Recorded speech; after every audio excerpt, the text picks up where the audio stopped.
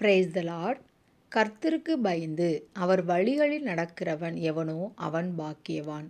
இந்த வசனம் சங்கீதம் 128:1 இருக்கு.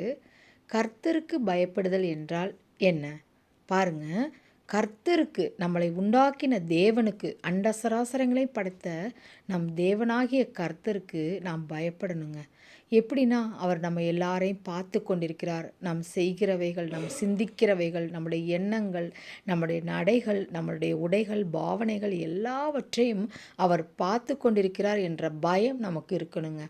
கர்த்தருக்கு பயந்து அவர் வழிகளில் நடக்கணுங்க. அவர் வழிகளில்னா அவர் கட்டளைகள் கொடுத்துருக்காரு. 10 கட்டளைகளிலையும் கொடுத்துருக்கிறாரு.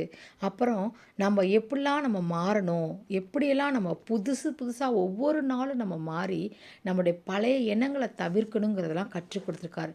அதன்படி நடக்கிற மனுஷன் எவனோ அவன் பாக்கியவான் என்று சொல்லியிருக்கிறது.